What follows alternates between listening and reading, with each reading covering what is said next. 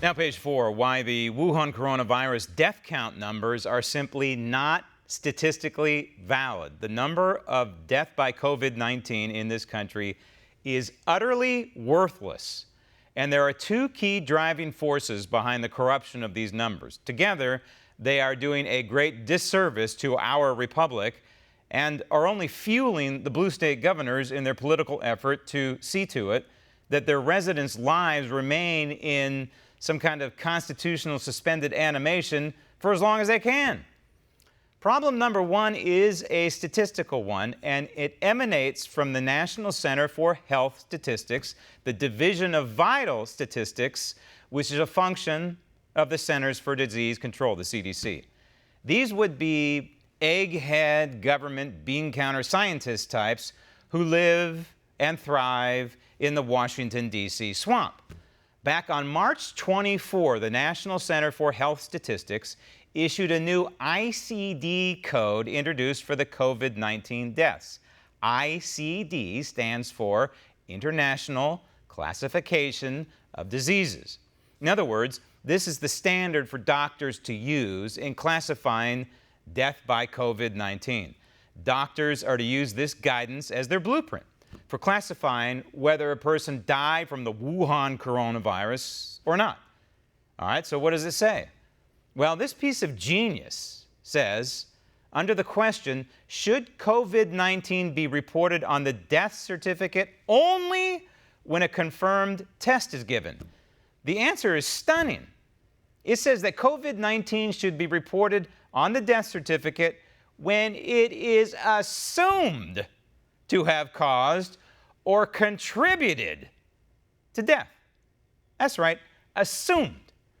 In other words, the doctor does not know for sure, and that's where the contributed portion is relevant.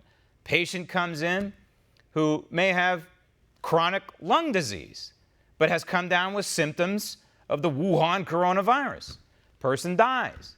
There's no autopsy, just a death certificate filled out by the doctor who is following the guidelines as prescribed by the National Center for Health Statistics. So the doctor puts down cause of death, COVID-19, when it easily should have been the pulmonary issue. Okay, so why the liberal guidance on labeling death by COVID-19? Answer: we're dealing with charter members of the Washington, D.C. swamp who are attempting to justify the radical anti-liberty guidance that's emanating from the CDC.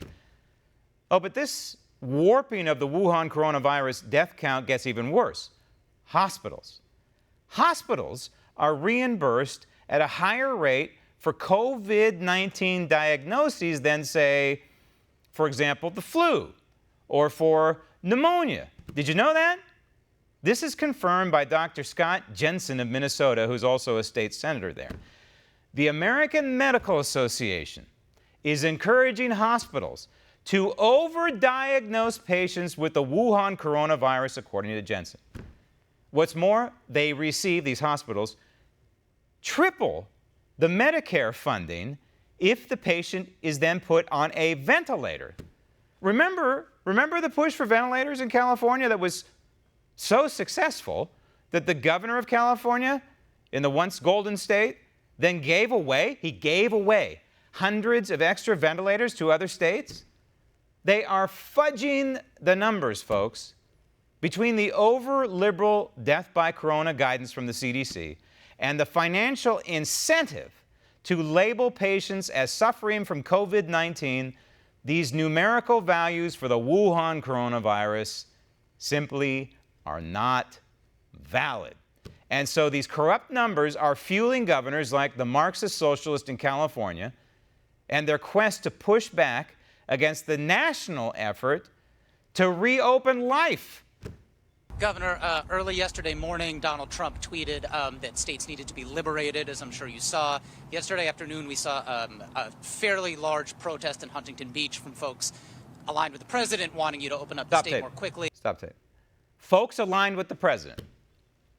Yeah, sure. I saw a couple of Trump 2020 signs in these protests in various parts of California and all over the country, for that matter. But that's not what these protests were all about. These protests are not being put on because the president gave marching orders via Twitter. This is organic. This is an American form of DNA that's bubbling up, that's been fomenting now for, about 5 weeks? And there are some good people still in California. There are some good constitutional people left in California. And it doesn't matter whether they're Trump supporters or they support Joe Biden. Obviously, the vast majority in California are going to support Joe Biden. What they should all be supporting is the United States Constitution. This has nothing to do with Donald Trump or Joe Biden or any other politicians. This has everything to do with the constitutional rights of Americans. And in California, the constitutional rights of Americans are being crushed. And they're being crushed by this guy, the governor, who comes out every day, just like Big Brother.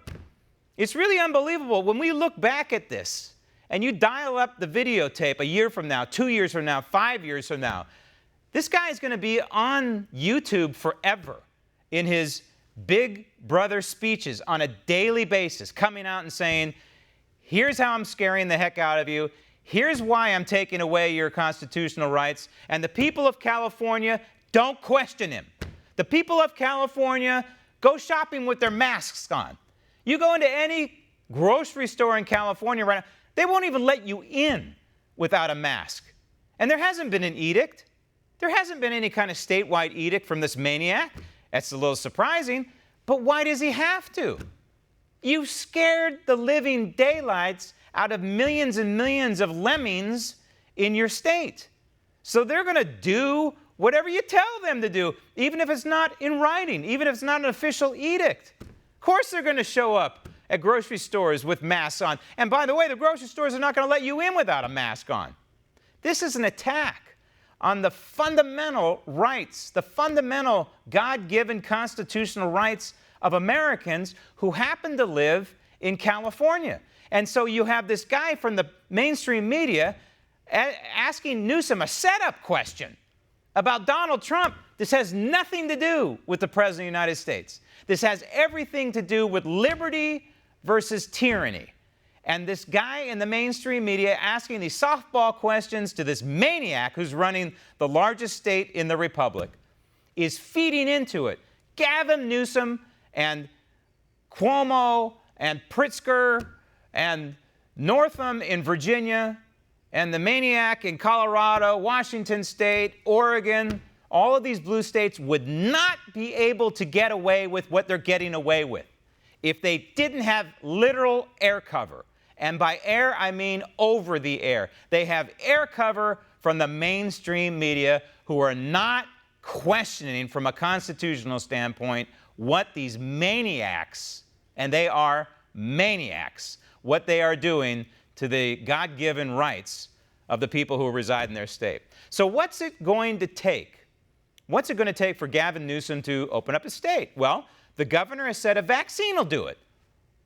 But that's about 18 months away at best. He also said widespread testing, which leads to the perfect political paradox for Newsom. The more we test, the more positive cases will be discovered, right? And of course, increasing positive testing will justify the governor's warped, anti-constitutional mind, the continued shutdown of a large chunk of the U.S. economy. Want to see more videos like this? Click on the link below and subscribe to One American News on YouTube, and call your cable provider and kindly demand that One American News is added to your lineup. Call and subscribe today.